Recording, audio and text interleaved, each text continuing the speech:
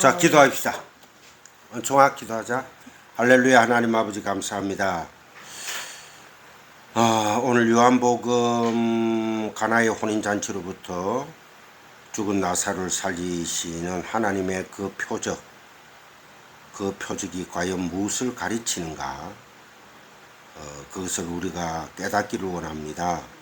하나님 아버지 함께하여 주시고 이 부족한 종이 말씀을 전하게 되었사오니 듣는 귀가 복되게 하여 주시고 그 심령이 열려 천국을 소망하고 간직하게 하여 주옵소서. 예수 그리스도의 이름으로 기도드리옵나이다. 아멘. 이게 가나의 혼인잔치, 그러니까 요한복음 2장은 답해 주세요. 요한복음 2장은 답해 주시고, 요한복음 2장에 보면은 사흘째 되는 날 이래 됐습니다. 사흘째 되던 날. 이 사흘째 되던 날이 아주 중요한 키포인트예요. 제가 이 성경을 쭉 찾아볼게. 그 이튿날, 둘째 날이, 또 그 이튿날, 또 둘째 날이, 또 그 이튿날, 셋째 날이에요.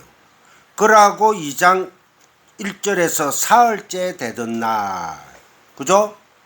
그러니까 첫날에 빛이 이스라함에 빛이 있었고 태초에 말씀이 계신 그날이 첫날이고 그 이튿날 둘째, 그죠? 또 그 이튿날 넷째 날이 지나가고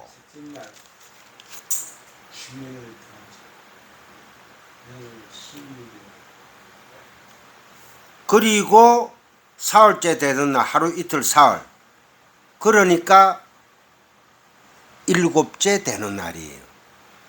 하나님이 창세기에 보면 일곱째 되던 날이 뭡니까? 안식의 날이죠. 그죠? 그처럼 사흘째 되던 날, 정말에서 안식에 일어나는 그 사건을 표적으로 보여주시는 겁니다. 그게 바로 첫 번째 표적이 가나의 혼인잔치예요.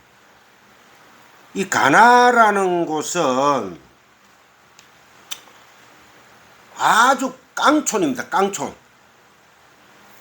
어디 멀리 나사렛에서도 한 3마일 정도 떨어진 깡촌이에요. 그러니까 여기에서 무슨 사건이 일어난다는 것은 있을 수가 없는 일입니다. 거기에서 예수님께서 사건을 일으키십니다. 그러니까 예수 그리스도 하나님의 구원은 하나님의 아들 예수 그리스도의 십자가의 보혈로만 된다는 거예요. 포도주를 마셔라, 떡을 먹어라. 이 떡은 나의 몸이요, 이 포도주는 나의 피라. 생명이라는 겁니다. 그래서 이 가나의 혼인잔치로부터 시작해가지고 가장 중요한 게 3장에서 4장에 걸쳐가지고 니고데모 얘기가 나오고 사마리아 여인의 얘기가 나와요. 뜬금없이. 가나의 혼인잔치 얘기가 나오다가 왜 뜬금없이 니고데모의 얘기가 나오고 사마리아 여인이 얘기가 나옵니다. 그래서 이 말씀을 공부하면서 3장 4장을 들춰보니까 니고데모는 하나님의 은혜를 몰랐던 사람이에요. 니고데모는 쉽게 얘기해서 지금으로 치면 국회의원 같은 사람입니다. 그 니고데모가 예수님한테 언제 찾아옵니까? 밤중에 찾아와요. 밤중에 찾아온다는 것은 정말해서 창세기에 보면은 저녁이 되고 아침이 되니 일하죠. 저녁이 되고 항상 아침이 되고 저녁이 되는 거 아니고 저녁이 되고 아침이 된다는 것은 새 창조가 일어난다는 것입니다. 그래서 니고데모가 그 암흑, 하나님의 은혜의 진리를 깨닫지 못하는 그 상태가 어두움이라는 거예요. 그래서 밤에 찾아오게 되는 겁니다. 부끄러워서가 아니고 어떤 목사님들이 거의 다가 보면은 부끄러워서 이리 얘기하는데 그 말씀은 아니에요. 뭐가 부끄러워요, 니고데모가. 그런데 어두움에 갇혀있는 지옥의 사람이었다. 그동안은 즉 말해서 율법에 사로잡혀 있었던 사람이다. 그런데 이 사람은 라합처럼 예수 그리스도를 바라봤다는 거예요. 아, 이 사람만이 메시아구나 하고 찾아가는 사건입니다. 그때 예수님께서 거듭나지 않고서는 하나님 나라에 올 자가 없다 이라죠. 거듭난다는 게 뭡니까? born again입니다. 즉 말해서 성령으로 거듭나지 않는 자는 은총에 한마 더 하면은 밖에 나가 있으라, 집에 내려가든지. 알았지? 거듭나지 않으면은 성령으로 인침을 받지 않는 자, 성령 생명의 영, 하나님의 영, 진리의 영, 말씀의 영, 그 영을 받지 못하고 그 영이 내주하지 않는 자는 게임아웃이라는 거예요. 그래서 하나님의 은혜를 얘기하는 겁니다. 가나의 혼인잔치도 제가 이제 곧 설명을 할 건데 은혜를 얘기하는 겁니다. 하나님의 은혜. 그 다음에 뜬금없이 또 사마리아의 여인의 얘기가 나와요. 그 얘기가 왜 나올까? 주님이 찾아가십니다. 창세전에 언약으로 천국을 소유한 자, 생명을 가진 자, 하나님의 택함을 받은 자들을 누가? 예수님이, 말씀이, 성령이 찾아가는 거예요. 그때 이거는 지금 보여줘야 되니까 그림으로. 이제는 성령으로 우리에게 오시는 겁니다. 진리의 말씀으로 오는 겁니다. 그래서 너희들이 나중에 물이 없어 갈할 때가 온다. 그 물이 뭡니까? 말씀이다 말입니다. 진리의 말씀. 그래서 이 사마리아 여인의 얘기에 여인아 내 물 좀 다고 이라죠. 물 좀 그어도 12시야. 낮 12시야. 나 이제는 물이 없나이다. 내가 물을 주마. 그 물은 마셔봤자 다시 목마르지만은 내가 주는 이 생수는 영원히 목마르지 않다. 그때 이 여인은 바로 예수 그리스도를 찬양합니다. 내가 메시아를 만났다. 이 얼마나 놀라운 사건입니까? 그래서 이 사마리아 여인은 우리 조상들은 여기서도 예배 저기서도 예배 드려야 된다는데 가면 어떻게 해야지 참 예배가 됩니까? 하고 질문을 합니다.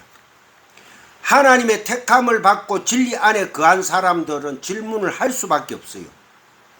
근데 질문을 안 하고 의문을 가지지 않는다는 것은 안 됩니다. 자꾸 질문하고 의문을 가지고 말씀을 찾고 찾아야 됩니다.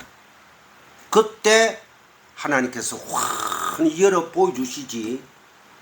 찾지도 않는데, 두드리고 찾지도 않는데, 뭐 어떻게 구하지도 않는데 하나님께서 하나님 나라의 그 말씀을 계시해 주겠습니다. 깨닫게 해 주겠느냐 말이죠.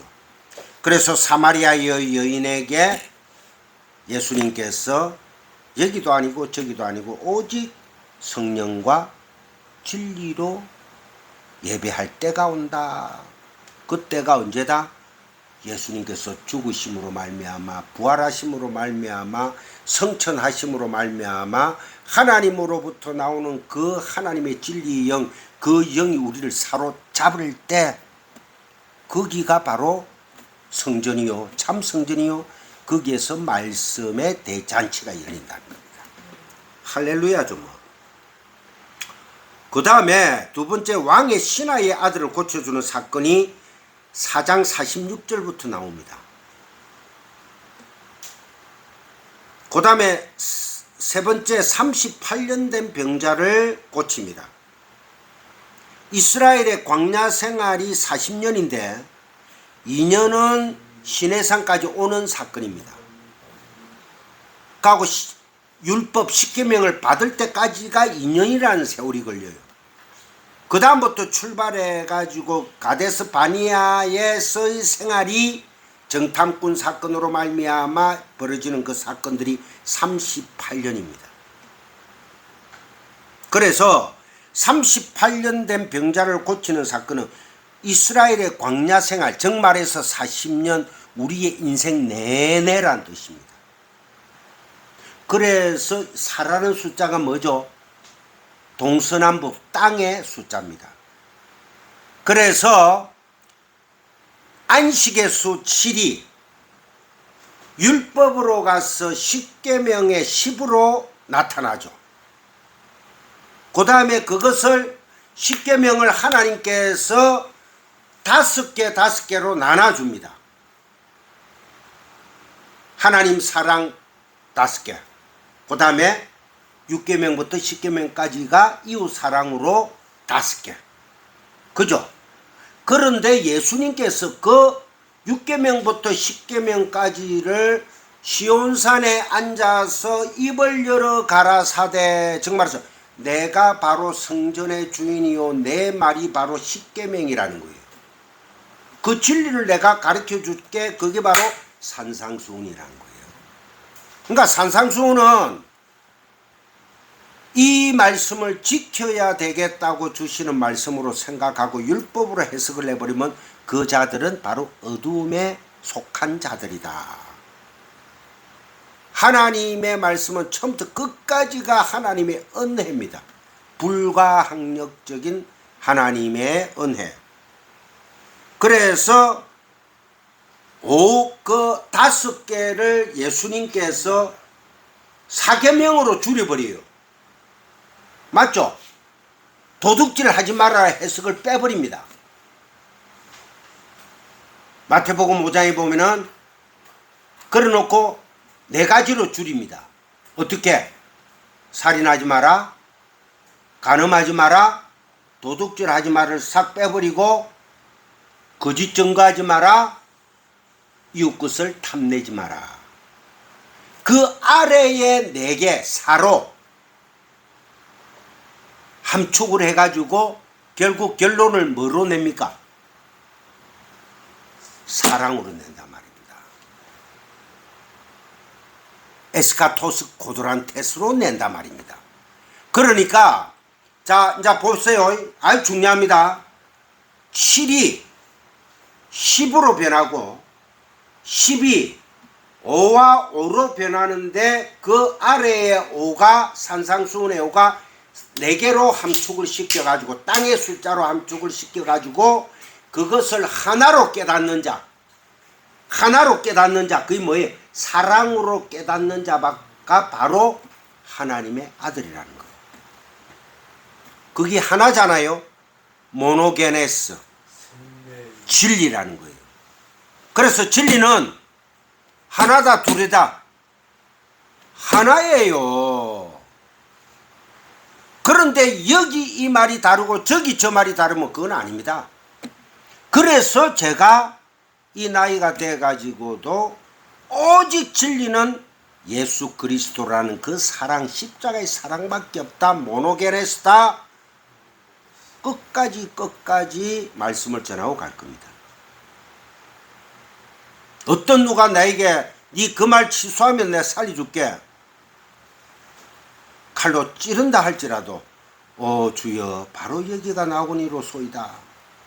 옛날에 믿음의 조상들 중에 어떤 사람들이 있는가 하니까 그 요세푸스라는 사람은 이스라엘 역사학자, 기록학자인데 기독교인이 아니에요. 유대인이에요. 그 요세푸스의 책에 보면은 믿음의 선진들 중에 이름도 없이 빛도 없이 오직 그리스도 예수만이 나의 존귀한 하나님이십니다를 고백한 사람 중에 한 사람 중에 아들이 9명이 있었대요. 이 기록이 나옵니다. 요세프 책에 보면 9명이 있었는데 그 9명을 다 기름에 튀겨 죽이고 있는 장면이야. 그래도 너가 예수를 부인 안 할래? 나는 못한다. 아들이 펄펄 끓는 기름에 빠져 죽죠. 아들아, 조금만 참아라. 잠깐 후면 우리는 천국에 있다. 9명을 그래 다 튀긴데도 그러고 나를 빨리 튀겨라 하고 들어갔습니다. 실제로 죽음은요 잠깐입니다. 하는 순간에 잠깐 뜨겁고 잠깐 하는 거지 들어가면 끝입니다. 그러고 우리의 모습은 형태는 사라질지언정 우리는 어디에 있습니까? 새 창조된 새 하늘과 새 땅에 주님의 품 안에 있더라. 할렐루야. 이게 바로 복음입니다. 이 복음 놓치시면은 게임아웃이 아주 중요한 말씀이죠. 그래서 40이라는 숫자는 땅의 숫자요 완전한 우리 인생 내내라는 뜻이다. 그래서 38년 된 병자를 고치는 사건이 나옵니다. 그 다음에 오병이어로 5,000명을 먹이는 사건이 나오죠. 5개 오병이어로 5,000명을 먹인다. 7병이어 사건. 왜 7이라는 숫자가 나올까? 왜 5이라는 숫자가 나올까? 이제 여러분들 이해를 하시겠죠. 왜 2어일까? 7병2어 5병2어 왜 2마리의 물고기 메르치 대가리일까? 율법의 마지막이 하나님 사랑, 이웃 사랑이죠. 그래서 2라는 숫자를 쓰는 거예요. 아주 말씀을 공부하고 숫자 노름이 아니고 숫자를 공부를 하다 보면은 이런 묘한 말씀들이 들어가 있다. 그래서 153에 고기가 잡혔더라 하고 요한이 얘기를 하죠. 153마리. 하나님이 그들의 말을 들어보고 저울에 달아보고 이는 강화된 내 백성이구나를 확인시켜 주는 게 153이라는 숫자입니다. 153, 153. 자, 그 다음에 물 위를 걸으시는 사건, 그 다음에 6번째 소경을 고치는 사건. 소경을 고치는 사건은 뭐예요? 네, 소경. 우리는 까막눈이잖아. 하나님의 말씀을 거꾸로 보잖아. 에? 율법을 줬더만은 계속 거꾸로만 보고 있더라는 거예요. 그래서 하나님의 말씀을 눈이 있어도 보지 못하고 귀가 있어도 듣지 못하는 자들을 고치는 사건이 소경을 고치는 사건이에요. 그러니까 예수님이 요한복음에서 일으키신 그 수많은 기적들, 이적들 중에서 왜 7가지를 대표적으로 적어 놓은가 하니까 그 7이라는 숫자는 완전한 수, 하나님의 수, 그 외에도 많다. 근데 내가 7가지만 얘기를 해줄게. 그것을 표적으로 보여준다. 표지판이란 말입니다. 어떤 표지판? 내가 이 기적과 이적을 일으키므로 해서 너희들이 나를 메시아로 하나님으로 과연 믿느냐 하고 보여줬는데 하나님의 아들로 믿는 것이 아니고 우리의 현실의 상황을 더 풍성하게 해줄 바로 민속적인 메시아, 힘을 가진 메시아, 즉 말해서 로마의 압제에서 벗어나게 해줄 메시아로 보고 따랐다는 거예요. 오늘날 한국 교회가 똑같습니다. 그래서 이상한 기도원들이 생기고 이상한 목사들이 은사 받았다 권사들이 여자 집사들이 랄랄룰루 하면서 은사 사역을 하고 있단 말입니다. 아닙니다. 끝까지 나는 아니지. 그들은 바로 뭐다? 무당 노름입니다. 무당보다도 더 못해요. 전밭이 더 못해요. 바로 그들은 지금 엄부에 들어가 있습니다.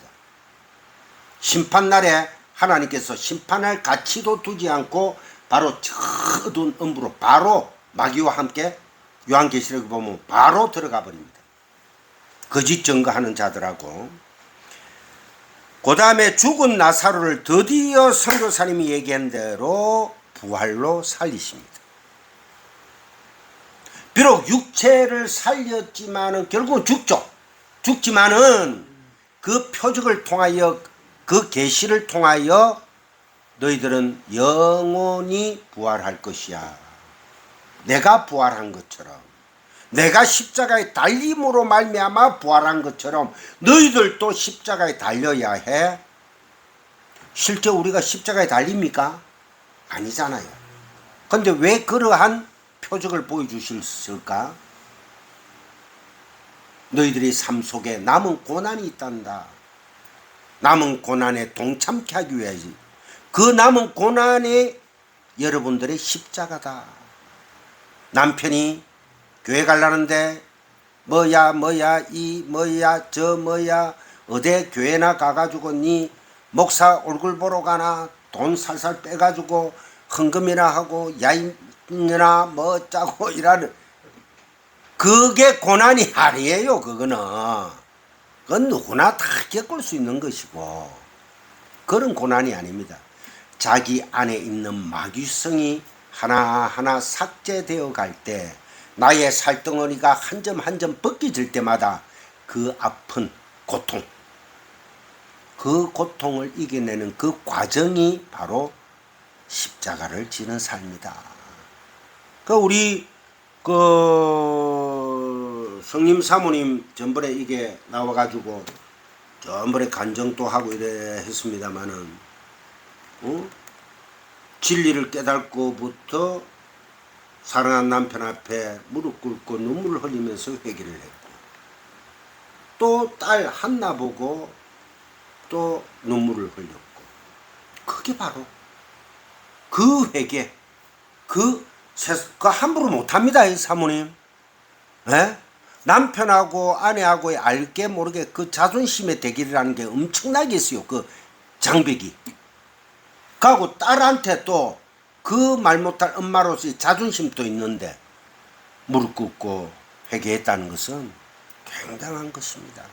그게 바로 남은 고난에 동참케 하는 거예요.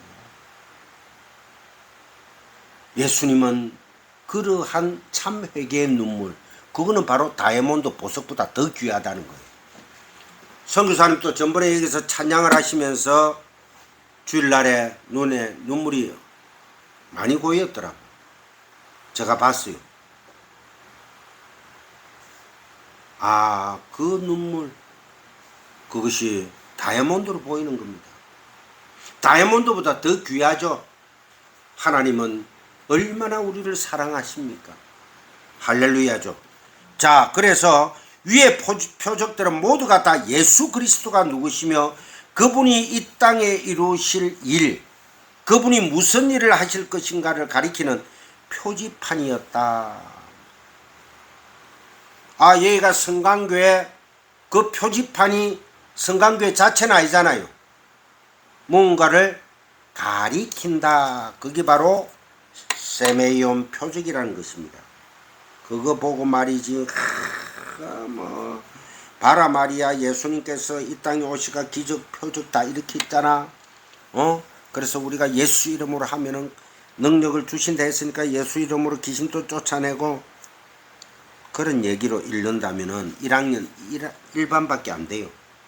맨날 시래기 죽이나 달라고 젖병이나 물고 나이 50, 60, 70대도 하나님 젖병 물고 쫄쫄쫄쫄쫄 젖 주세요, 젖 주세요. 그거 안 됩니다. 딱딱한 식물도 먹어가면서 아버지 감사합니다. 그죠? 그래서 사람들은 이 땅의 이 아래 것 표적들은 오직 이 아래 세상이 물질적인 현상으로만 깨닫고 그 물질적인 현상이 어떠한 영원한 진리를 계시하는지 터득하지를 못합니다. 이런 표적 딱 던져 놓으면은 교회에서도 은사. 저도 뭐 이래 은사 집사 때 뭐 신평로교에 다니면서 은사 막 방언하고 귀신 쫓가로 홍집사라는 사람하고 막 손잡고 다니고 이랬어요. 알고 보면 말짱 도루묵이야. 귀신 쫓아내면 또 들어와. 그거 말 거예요, 그거. 내만 지치는데. 저 노 목사님도 그러더라고. 한때는 막 귀신 쫓아내고 방언하고 막 이랬는데, 쫓아내면 또 들어오고, 쫓아내면 또 들어오고. 이거 아니더라고. 하면서 다시 공부를 했는데, 잘못 해석된 부분들도 많아요. 성경이. 특히 고린도 전서에 보면은. 그거 보고 다 강분하는 거예요, 사람들이. 그래서 요한복음의 표적들은 모두 표적, 오해, 강해.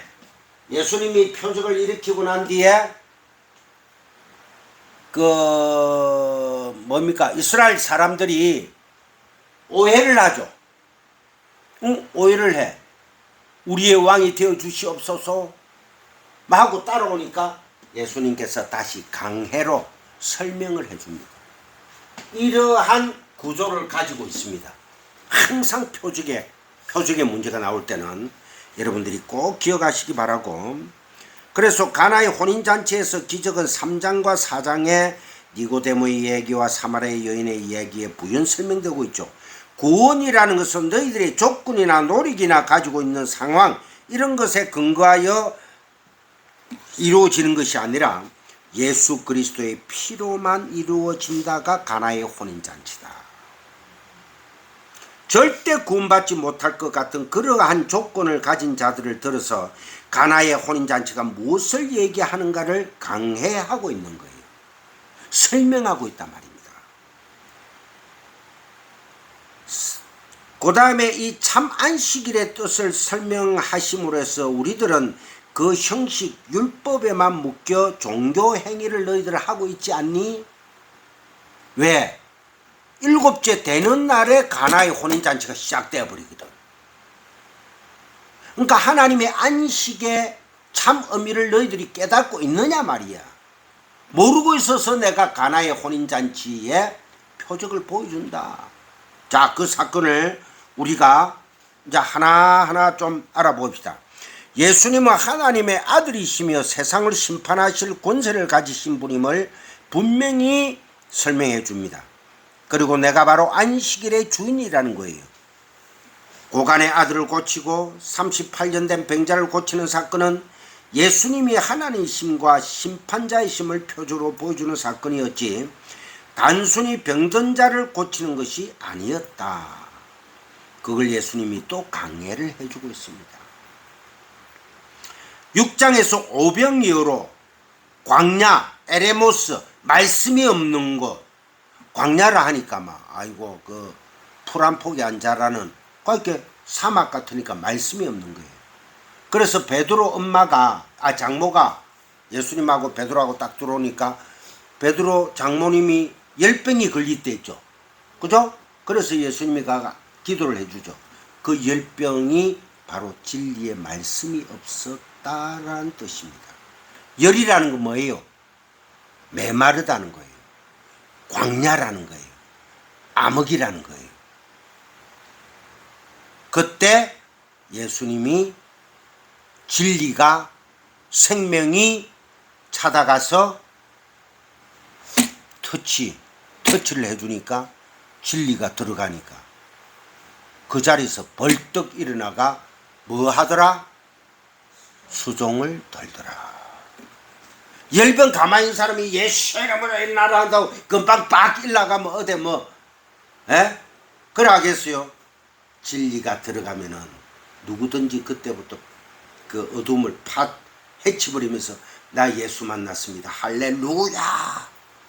그래서 초신잘 때 기도원 갔다 와가 그 뜨거운 마음이 있는 사람들이 버스를 탁 타고 집에 가면서 시외버스 안에서 할렐루야 기사씨 축복합니다. 나 예수 만나가 이제 모든 제 사함을 받았어요 하는 사건들이 많습니다. 제가 그랬으니까 또 옛날에 육교 있을 때요 올라가면 안전배가 한 번 줍쇼 한 번 줍쇼 막 예수 이름으로 하면 일날 것 같더라고. 막 하고 싶은데 내 마음 한쪽에는 안 일어나면 얼마나 내가 창피할까. 그런 갈등 속에만 내려와 버렸어요. 돈만 그때 한 10,000원 던져놓고. 그러니까 파란 잎사구가 싹 들어오니까 한 푼 줍쇼, 한 푼 줍쇼 딱 보더만 딱 얼굴 한번 쳐다보대. 보통 500원, 100원 이래 주는데 그때 막 성령 충만해가 막 어디 가가지고 막 아프다 하면 막 예수 이름으로 기도. 억수 뜨겁네요 하면서 완전히 도라이 집 마이였습니다. 아이들아 그죠. 그 다음에 7장과 8장에서 세상의 빛에 대해서 사전 설명이 나오고 9장에서 소경의 눈을 뜨게 하는 표적을 보여주고 그 다음에 9장 10장에서 참 메시아론이 어떠한 것인지를 자세하게 설명해 줍니다. 그러니까 주님께서 소경을 고치신 것은 죄로 말미암아 암흑 속에 들어있는 당신들의 백성들의 눈을 뜨게 하시기 위하여 십자가를 지러 오신 예수님의 사역에 대하여 표적하고 있다는 거예요. 그러니까 보는 관점들이 완전히 다르죠. 완전히. 그러니까 모든 표적들은 예수 그리스도로 풀어야 됩니다. 근데 그거를 현실의 상황에 그대로 멈춰버리면은 거기가 바로 지옥이다. 그리고 마지막으로 11장에 죽은 나사로를 살리신 표적이 나옵니다. 주님은 이 표적을 통해서 하나님의 백성들을 품에 품은 자신의 죽음과 부활, 예수 그리스도의 죽음과 부활 말미암아 그 백성들에게 참 생명이 주어지게 되는 것을 보여주고 그리고 표적이 마무리가 되죠. 그죠? 이게 복음입니다. 이게 바로 기적들입니다. 그래서 사도들이 일으킨 기적도 마찬가지예요. 그 당시에는 복음이 정리가 아직 안 되었죠. 그 당시에는 복음이 정리가 안 됐잖아요. 이 복음이 구약 신약으로 나눠지가 이게 정경으로 완성이 된 거는 BC 300몇 년인가 400몇 년밖에 안 됩니다. 그러니까 예수님 시절에 이 복음이 정리도 안 됐고 그래서 예수님이 요한아 너가 맨 늦게 천국 온나 이러니까 왜 우리들은 뭐 이거라고 요한은 왜 오래 살려두세요 하니까 그거는 네가 상관할 바가 아니야 하고 예수님이 제자들 보고 얘기를 합니다. 그래서 사도 요한이 맨 마지막에 밤모섬에 갔다가 하늘의 계시가 열리면서 묵시의 요한계시록을 요한묵시록을 완성하는 거예요. 그때는 복음이 정리가 안 돼가 일목요연한 이 성경이 없었죠. 그리고 그것을 설명할 사람이 없었습니다. 그리고 가짜들이 많았습니다. 그 시절에 엄청나게. 그래서 이들이 진짜 사도임을 밝히기 위해서 하나님께서 그들에게 기적을 행할 수 있는 능력을 주셨던 것입니다. 새 창조가 어떤 것인가를 가리키고 있는 거죠. 그런데 이제 예수님이 내려오셔서 십자가를 지심으로 복음이 무엇이며 예수가 누구시며 그 복음이 무엇인가를 일목요연하게 성경책에 정확하게 기록을 해 놓으셨다. 게다가 우리 마음속에 직접 뚫고 들어오셔서 진리로 내주하시면서 설명을 하고 계신단 말입니다. 그래서 너희들은 성령 세례를 받아라 하는 겁니다. 성령 세례를 받는다고 해서 갑자기 막 목사님들이 안수를 해주고 으아하고 이게 성령 세례가 아니에요. 성령 받아라 성령 받아라 완전 날도둑놈들. 전번 주일날 그랬죠. 목사님이 성령 누가 은총이가 목사님 보고 성령 충만하세요 그랬지. 얼마나 좋아요. 할렐루야. 그래서 성령 하나님이 그분이 믿음이란 것을 통해서 우리에게 이해를 시켜줍니다. 예전에는 기적을 봐야 이게 진짜구나 하고 믿을 수 있었지만 지금은 성령이 내 안에 들어오셔서 믿음이라는 것을 주셨기 때문에 이제는 우리가 기적이고 지랄이고 아무 필요 없어요. 말씀을 믿음으로 말미암아 진리 안에 우리가 거하게 된다는 겁니다. 그것은 은혜를 붙잡아야 가능한 거예요. 은혜 따로 있고 내가 숨쉬고 자고 일어나고 이게 다 은혜지. 밥 먹고 하는 거 은혜지. 이게 은혜가 아니고 말씀이 나를 살리고 있구나를 딱 붙잡는 게 바로 은혜 안에 거할 때 믿음이 참 믿음이 된다. 그 믿음이 말씀이라는 거예요. 그래서 우리가 말씀을 여호와를 알자, 힘써 여호와를 알자. 여호와를 알지 않으면 헛방입니다. 헛방. 말짱 도루묵입니다. 그 믿음을 가진 자들, 그 은혜의 안에 거하는 자들, 은혜가 나를 완전 사로잡은 그 상태에 있는 자들이 바로 성도들이다. 그러면 은혜 안에 있는 자들이 케세라세라사라로 됩니까? 아니 돼요. 그건 마귀가 주는 생각이고 참 진리 안에 은혜 안에 거하는 자들에게 성령님께서 우리를 부수기 시작하십니다. 기환아, 너 이런 교만한 거 누구를 통해서 지적을 하게 돼 있습니다. 엎드려라. 말씀을 통해서 보지 못했던 것들을 또 보게 만드십니다. 우리 은총이가 콧대가리를 휘비고 있지만은 은총아 사랑해. 사랑해요. 고마워. 이렇게 와줘서. 자, 지금 또 기적을 보고 나의 신앙을 확인하려고 하는 사람들은 다 가짜입니다.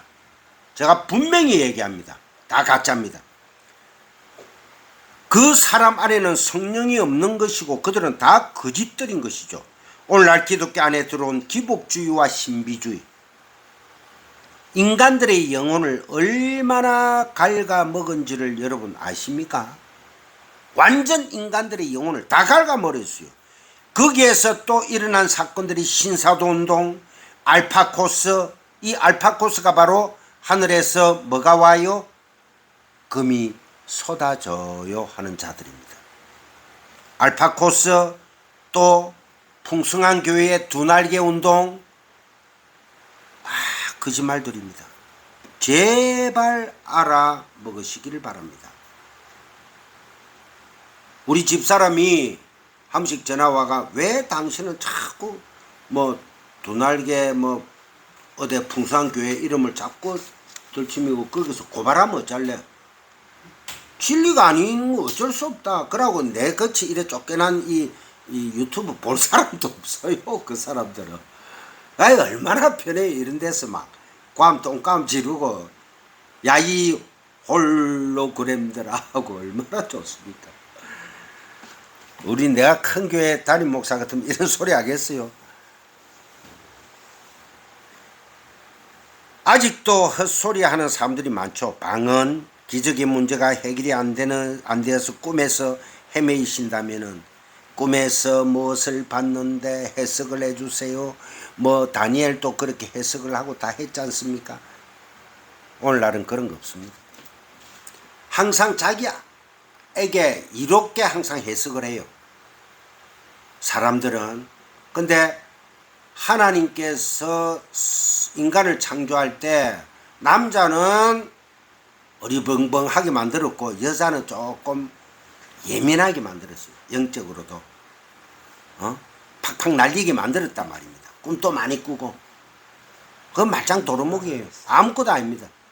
푹 주무세요. 아침 8시 9시까지 자도 좋으니까 푹 자고 일어나면 잘 먹고. 그죠? 잠시 잠깐입니다. 잠시 잠깐이면은 심판의 날이 옵니다. 마태복음 7장 21절에서 27절에 보면은, 자, 마태복음 7장 한번 찾아보겠다. 전번에도 많이 본 말씀인데, 주여 주여 하는 자마다. 자, 저는 성경책 이 마태복음 5장이 너덜너덜하게 찢어져 가지고 온 테이프 다 붙여놓고, 마태복음 7장 21절 보고, 나더러 주여 주여 하는 자마다 열심히 주님의 이름을 부르며 노력했다는 거죠. 자기의 노력을. 다 천국에 들어갈 것이 아니요 다만 하늘에 계신 내 아버지의 뜻대로 행하는 자라야 들어가리라. 그날에 많은 사람이 나더러 이르되 주여 주여 우리가 주의 이름으로 선지자 노릇했대요. 하나님의 말씀을 주가 보냈다는 거예요. 또 주의 이름으로 귀신을 쫓아냈다는 거예요. 예수 이름으로 이 더러운 귀신아 떠나갈지어다. 주의 이름으로 많은 권능을 행했답니다.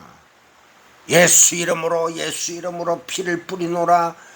이 땅을 밟았노니 이 땅에 있는 더러운 무슨 영은 떠나갈지어다 하면서 CCC 애들도 그래 합니다. 그 훈련 받아요. 완전 이 성경에 다 나와 있잖아. 주의 이름으로 많은 권능을 행하지 아니하였나이까 하리니 그때 내가 그들에게 밝히 말하되 내가 너희를 도무지 알지 못하니 한 명도 천국 못 들어온다는 거예요. 한 명도.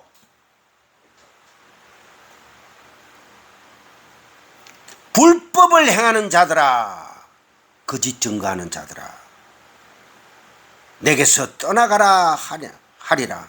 그러므로 누구든지 나의 이 말을 듣고 행하는 자는 정말해서 하나님의 은혜 안에 들어가가 나는 예수 그리스도가 아니면 죽은 똥덩어리 먼지 흙 티끌이네요. 자빠지라는 거야. 나를 부인해라는 거야. 행하는 자는 그 집을 반석 위에 지은 지혜로운 사람 같으리니 반석은 누굽니까? 예수 그리스도잖아. 예수 그리스도 안에 너는 묻혀버려야 돼. 예수 그리스도 안에 단단한 돌로 서가 있으면 안 됩니다. 페트로스가 돼서는 안 돼요. 베드로는 바위는 바위인데 작은 바위예요. 페트라 완전 반석 되시는 주님 안에 녹아져 들어가야 됩니다. 주님이 나를 완전 은혜로 품어버려야 됩니다.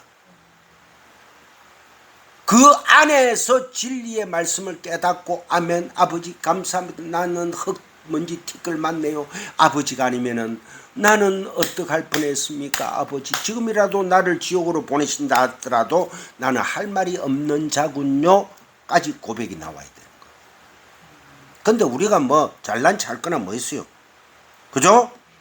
자, 비가 내리고 창수가 나고 바람이 불어 그 집에 부딪히되 무너지지 아니하나니 이는 주추를 반석 위에 놓은 까닭이요 나의 이 말을 듣고 행하지 아니한 자는 정말해서 아직도 내가 해보겠다는 은혜에 반대되는 행위자들, 율법주의자들, 유대주의자들, 행위자들은 그 집을 모래 위에 지은 어리석은 사람 같으니 바람이 불어 그 집에 부딪히며 무너져 그 무너짐이 창수가 나고 바람이 불어 그 집이 부딪히며 무너져 그 무너짐이 심하니라.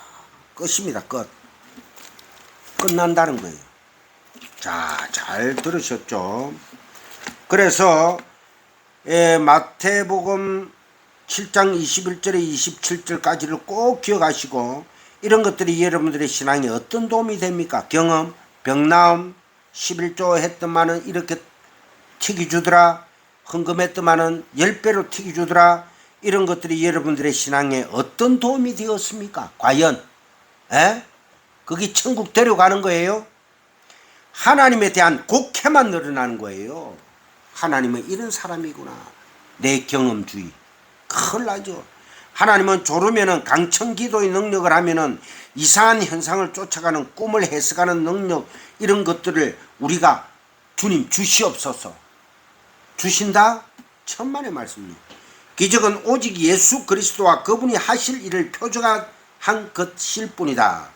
이렇게 표적들의 책 Book of Signs 표적들의 책을 영어로 Book of Signs를 합니다. 모두 표적, 오해, 강해의 구조로 되어 있다.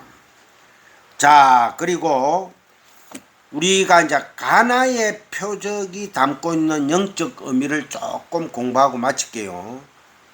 한 5분간 휴식합시다. 그죠? 은총아, 5분간 휴식.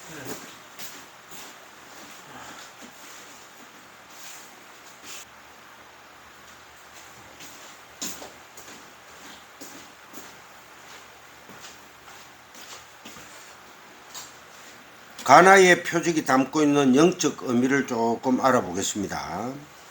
예수님과 제자 5명이 마리아와 함께 가나의 혼인잔치에 참석했죠. 여러분들이 잘 아십니다. 가나는 나사렛에서 3마일밖에 안 떨어져 있어요. 제가 지도를 찾아보니까 나사렛에서 조금 떨어져가 있어요. 그러니까 상당히 나사렛도 후진 동네인데 가나는 더 후진 동네라는 거예요. 아주 시골 깡촌이죠. 유대에서 포도주가 떨어졌다는 것은 기쁨이 상실됐다는 것입니다. 기쁨이 상실됐다. 잔치가 끝났다라는 뜻과 동일합니다. 그래서 그때 마리아가 예수께로 와서 포도주가 떨어졌으니 포도주를 만들어 다오 이래 얘기를 하죠. 보통 유대인들의 결혼식이 수요일 날에 보통 결혼식을 한답니다. 예식을 해가지고 그러니까 수요일부터 보통 일주일 정도 내지는 2주일간 혼인잔치를 했답니다. 2주일간. 제가 옛날에 제주도에 가가지고 비디오 촬영 기술 학원을 하고 있을 때 옛날에 제주도에 그 신혼부부들 오면은 비디오 촬영을 해가지고 붙여주고 이래 많이 했어요. 그때 내가 부산에서 부산 비디오 촬영 기술 학원 3개월 수료해가지고 제주도로 참 많이 보냈어요. 제가 애들을. 그러니까 한 곳에서 기사들의 실력이 너무 좋다고 제가 아주 꼼꼼하게 가르치거든. 그래 주로 촬영 실습이 어디 가는가? 용두산 공원 아시죠? 그 탑 위에서부터 틸다운 틸업 이래가지고 쫙 올라오고 내려가고 줌인 줌아웃 뭐 이런 여러 가지를 이제 기법을 써가지고 촬영을 쭉 하는 애들을 이제 이렇게 보냈어요. 그래가지고 가니까 다들 촬영을 잘한다고 이제 어떤 결혼식 있는 집에 부산에 있는 원장님 비행기표 다 끊어줄 테니까 한번 모시고 촬영을 하고 싶대. 그래서 저한테 그때 돈으로 한 80만 원 줬어요. 컸습니다. 80만 원. 그러니까 저 원장이 또 학생들도 가르쳐야 되는데 돈 안 주는데 제가 갈 수는 없잖아요. 그래서 80만 원을 받고 비행기표는 따로 끊고 이래가. 그럴 때 제가 VHS 카메라가 일제인데 하여튼 일본 애들이 잘 만들어요. 내셔널인데 이 안에서 촬영기 안에서 자막이 다 흐르게 하고 그 우리가 TV 보면은 주인공하고 뭐 이래 나왔다 회상으로 넘어갈 때 싹 얼굴이 사라지면서 그 싹 또 다른 화면 떠오르고 이런 거 있죠. 그런 걸 입력을 딱 시켜 놓으면은 촬영 쫙 하다가 알맞은 타임 때 그 스위치를 탁 누르면 그런 자막과 그러한 영상이 싹 겹칩니다. 잘 만들어요. 그때 이 기계가 한 450만 원 했어요.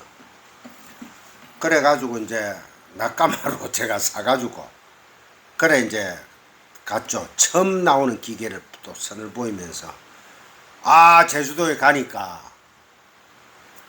밤 오후 한 대여 시부터 촬영을 해달래요. 그래 갔어. 그때부터 신랑 집을 가요. 신랑 집에 가가지고 크게 한 상을 차려주더라고. 와, 그 뭐 정말로 막 똥돼지 수육부터 시작해가 막 산의 진미가 다 올라와. 전복 좋아한다니까 전복 이만한 거 자연산에다가 막 나오는 거야. 그 신나게 먹고 촬영을 좀 하고 그 집 돌담 이런 거 또 이제 사진들 막 주면은 그거를 그 카메라 자체에서 쫙 놔두고 편집이 다 되는 거야. 그래가 쫙 촬영을 하고 그걸 또 볼 수가 있어. 뷰파인더를 통해서 쫙 보여주니까 막 다 놀래버리지. 이 사람들이 원장님 잘해주세요 하더만 이게서 이제 밤에 또 자야 돼. 그 집에 신랑 집에서 자고 나니까 또 아침부터 고기에다가 수육에다가 막 엄청나게 주더라고. 실컷 먹고 또 촬영하고. 그러니까 1박 2일이지.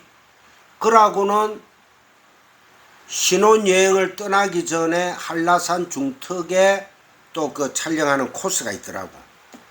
그래가 커피숍에 가가지고 또 뭐 이런 커피 먹으면서 신부 옷 입고 뭐 촬영한 것들 있죠, 그죠? 그런 거 촬영하고.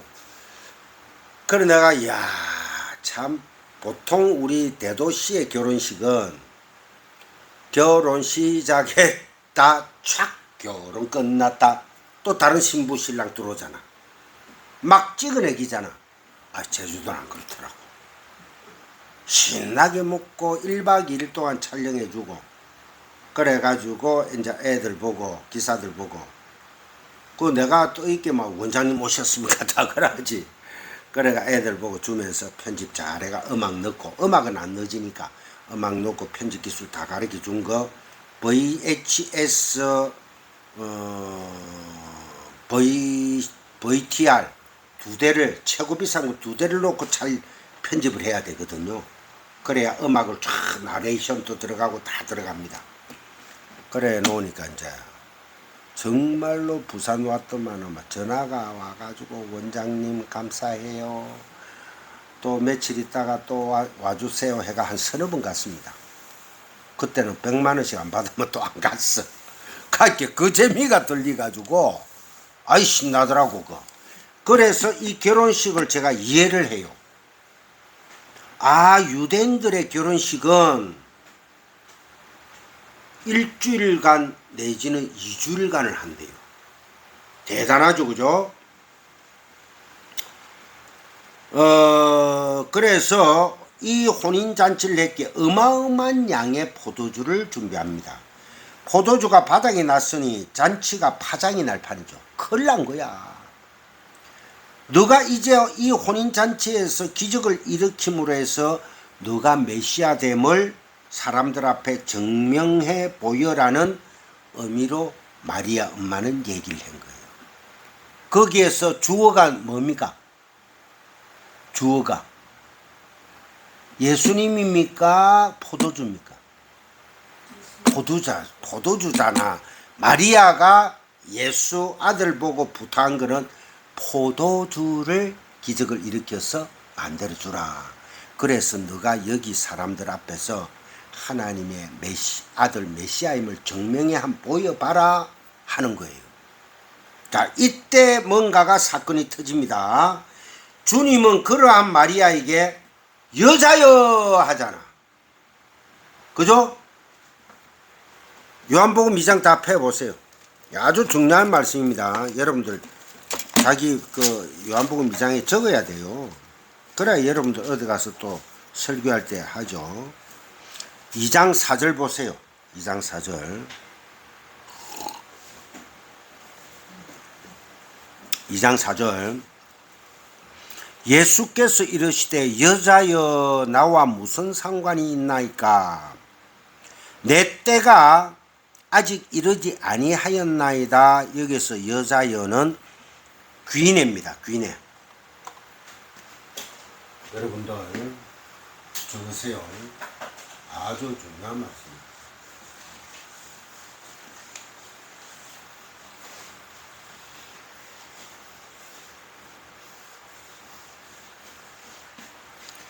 여자여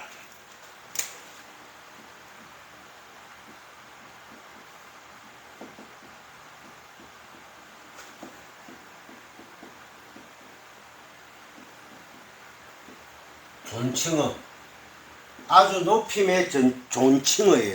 귀내가 예수께서 십자가에서 매달리면서 요한에게 어머니를 부탁하시며 여자여 보옵소서 아들이니다고 얘기를 합니다. 여기에서도 여자여는 귀내입니다. 아우구스트 황제, 로마의 아우구스트 황제가 클레오파트라에게 항상 여자여, 아내를 부를 때 여자여 여자여 했어요. 귀네 귀네. 이 호모의 일리아드의 오디세이에서도 오디세이가 아내 페넬로프한테 항상 귀네 여자여 하고 불렀습니다. 여자여는 상당한 존칭의 의미를 담고 있는 단어입니다. 그런데 자식이 부모 어머니에게 쓰는 단어는 아니었어요. 그럼 어떤 뜻이 있을 거 아닙니까? 예수님께서 무슨 뜻이 있을 거 아니냐 이거라. 성경이 굳이 왜 이런 단어를 쓰는가 하면은 예수께서 공생애를 시작하시면서 육신의 어머니를 객관적으로 보기 시작했다는 거예요. 육신의 어머니를 객관적으로 보기 시작했다. 사건이 일어나는 겁니다. 어떤 객관적으로? 그래서 여자여 나와 무슨 상관이 있나이까? 라는 그러한 단어가 등장하게 됐죠. 주께서 포도주를 만드십니다. 아직 내 때가 아직 이르지 않았다. 그리고는 몰래 올라가십니다. 그죠? 내 때가 동생들이 유월절이 돼가지고 성전에 올라가는데 동생들이 그럽니다. 형님, 예수님, 저 성전에 올라가서 기적을 일으켜서 가지고 당신이 메시아임을 증명해 보이십시오. 그래, 그런 의미에서 올라갑시다 하니까 예수님께서 나는 올라가지 아니한다 해놓고 예수님은 올라가죠. 그러고 예수님은 난지 8일 만에 할례를 받아요. 율법을 완전하게 다 지킵니다. 왜? 율법을 우리는 지킬 수가 없지만은 완전히 다 지켜서 우리에게 뭐 해준다? 증가시켜주는 거예요. 임피테이션. 그것을 오늘날 신비주의자들, 신사도주의자들이 손잡고 성령운동, 성령을 임파테이션, 말도 안 되는 어디서 나온 영어 단어로는 임피테이션입니다. 증가시키다. 근데 임파테이션 하면서 막 기도하고 울고 성령 방언 나누기 운동 뭐 성령이 뭐 쪼갭니까? 말도 안 되는 소리들을 하죠. 아직 잘못된 겁니다. 자신을 세상에 나타내소서 하니 예수님께서 마리아나 형제들이 요구하는 것은 들어줄 수 없다는 거예요. 인간적인 입장에서의 어떤 기적과 이적을 보이라 는 것은 안 된다는 거예요. 내 때가 이르지 않았다는 것은 정말해서 뭐예요? 내가 십자가에 못 박힐 시기가 아니다는 거예요. 그것을 예수님께서는 어머니와 동생들, 형제들에게 보여주십니다.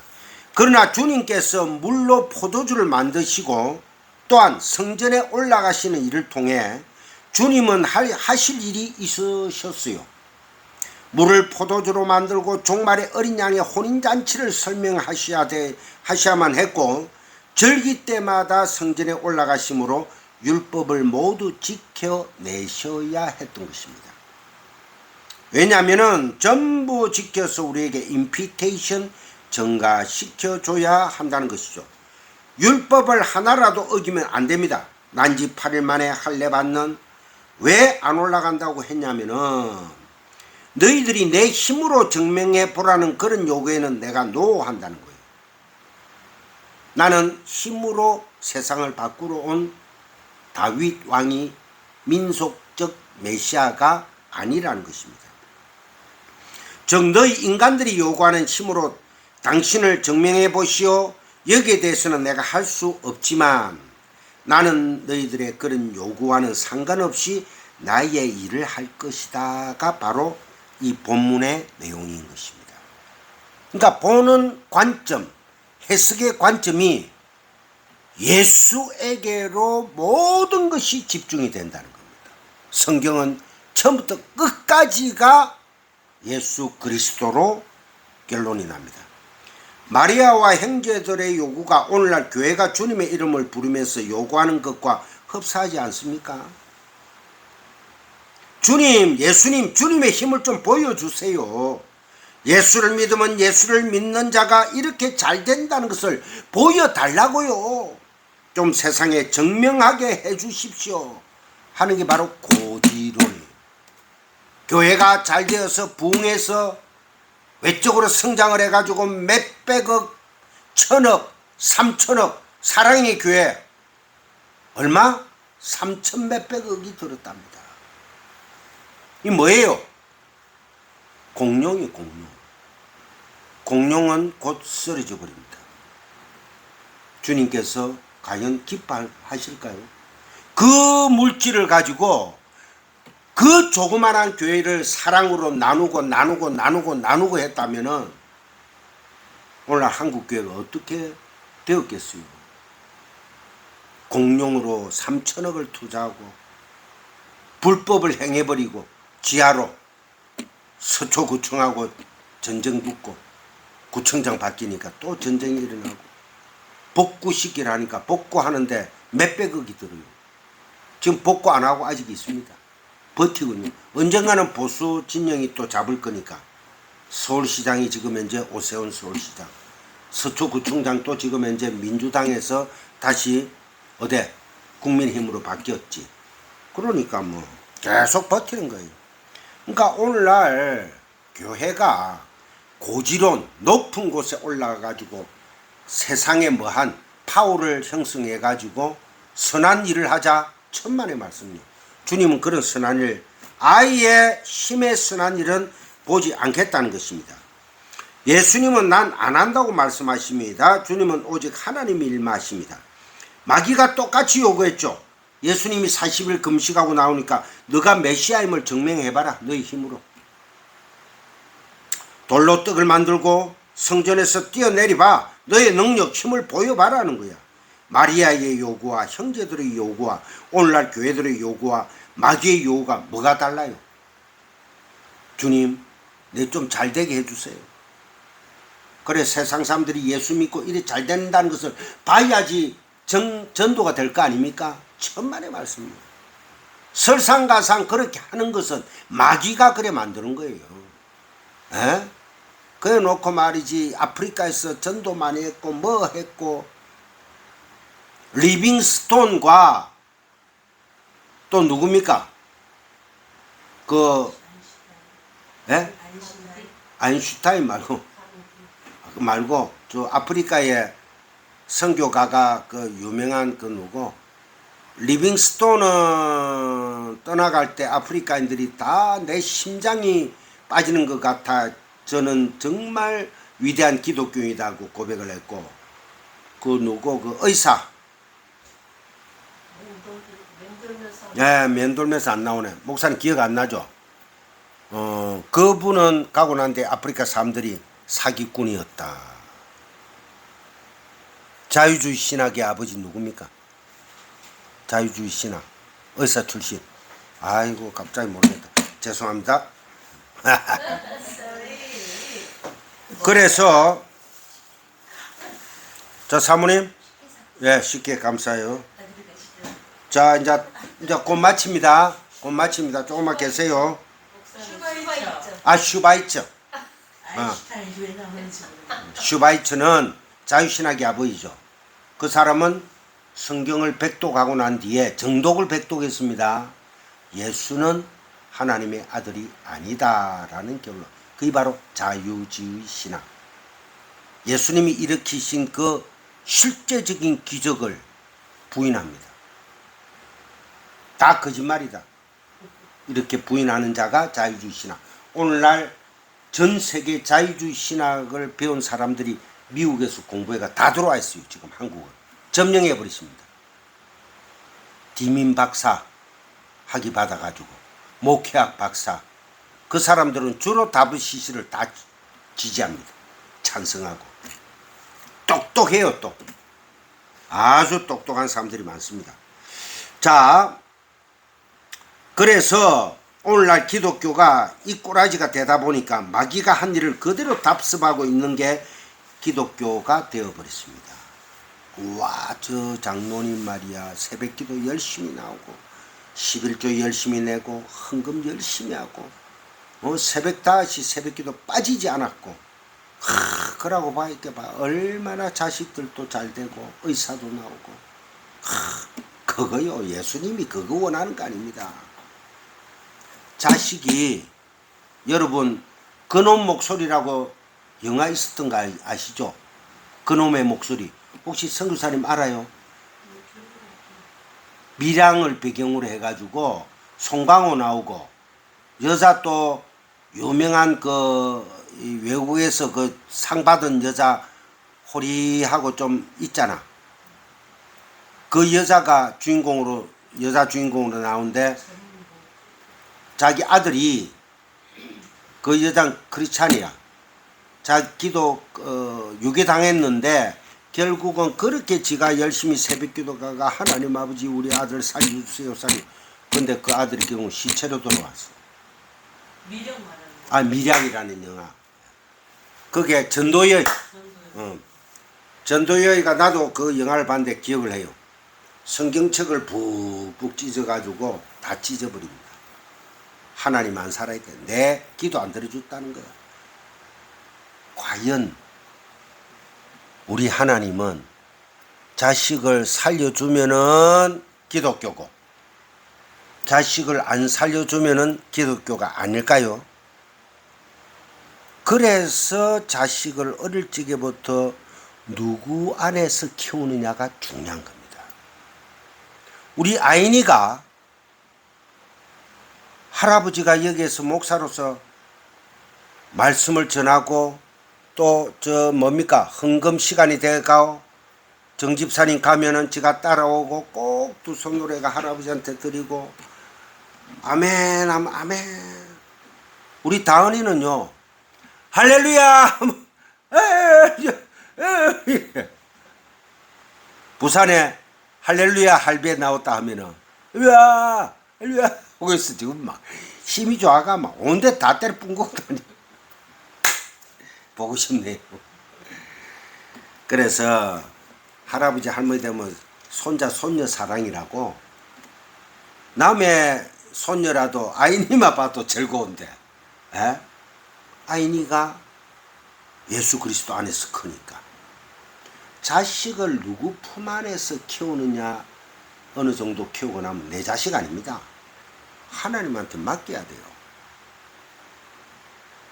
그래가 그놈의 목소리에 그 밀양의 그 전도여의가 그래 기도했는데 자식이 시체로, 싸늘한 시체로 돌아왔다 할지라도 주여 하고 성경을 찢어가 되겠습니까? 성경 찢는다고 해서 이 안에 하나님이 있을까요?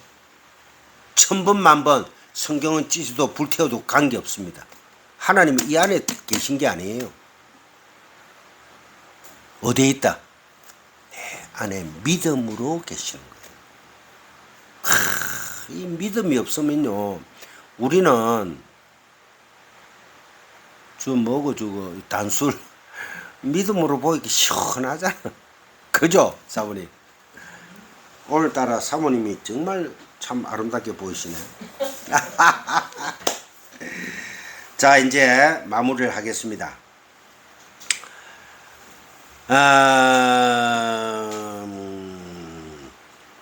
이런 기독교는 기독교가 아닙니다. 그래서 이런 기독교는 무당 종교일 수밖에 없어요.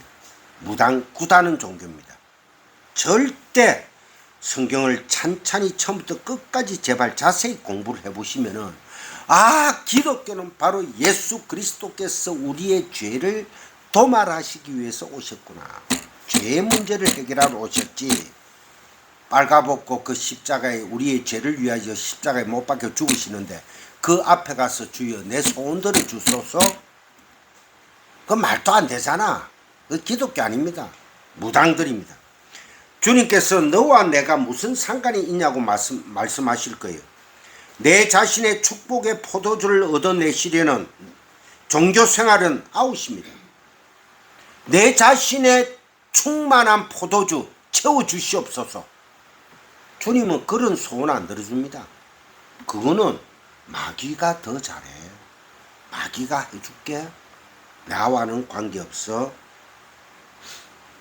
마태복음 7장 21절에서 23절 우리 방금 읽었죠. 꼭 기억하십시오. 불법을 행하는 자들아 내게서 떠나가라. 이 말씀을 두려워하지 않습니까? 우리가 성경을 보면서 물론 말씀대로 우리가 다 살 수는 절대 없습니다. 그래서 주님 앞에 넙죽 엎드리란 말입니다. 기도라는 것은, 예배라는 것은 똑같은 내용이에요.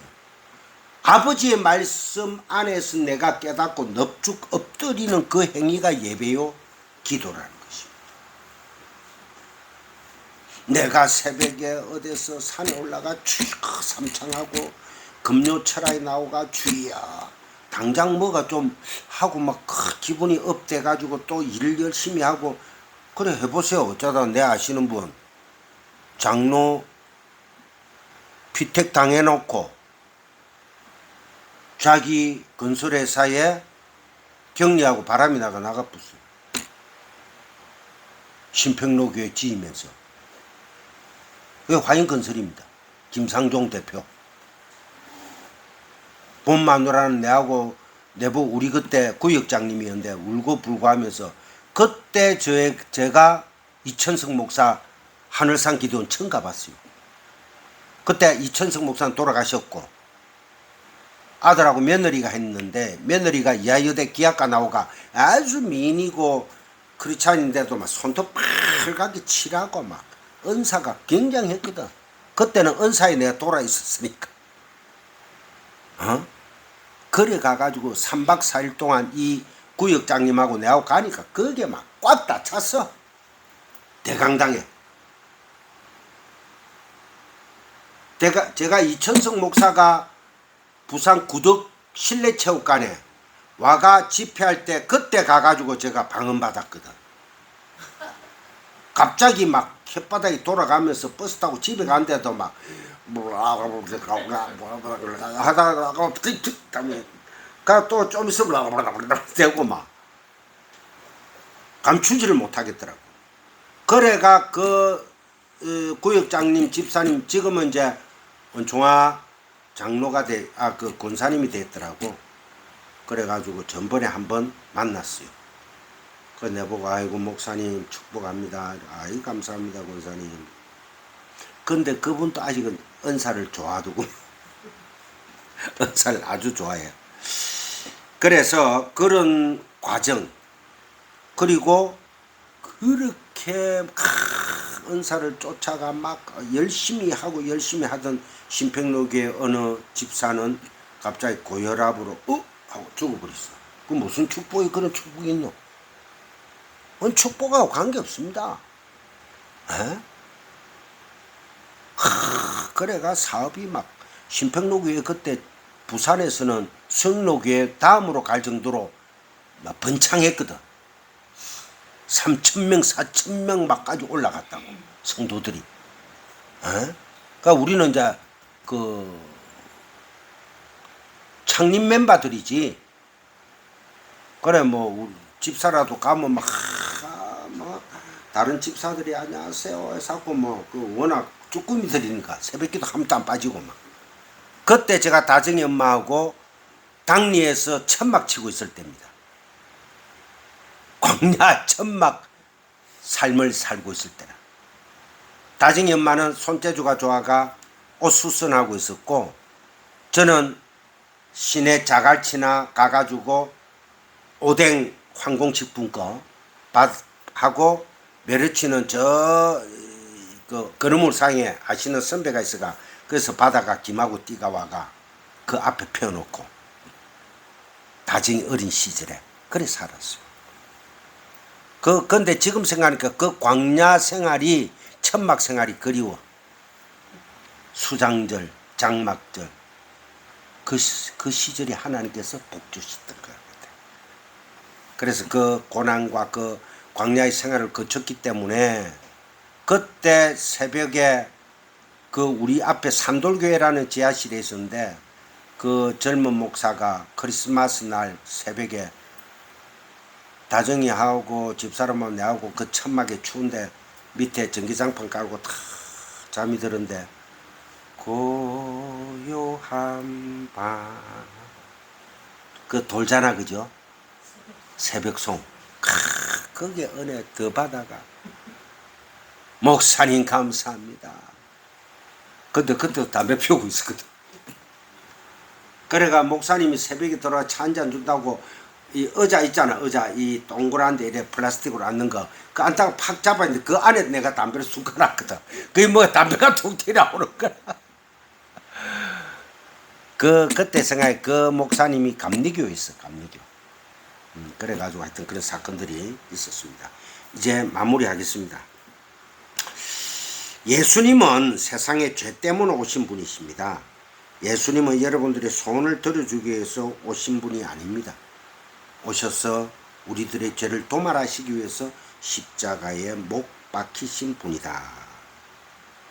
우리의 그 안에 있는 죄의 오염과 부패성을 깨끗이 씻어내고 아직도 계십니다. 물론 여러분 구원의 삼시제 아시죠? 구원의 삼시제.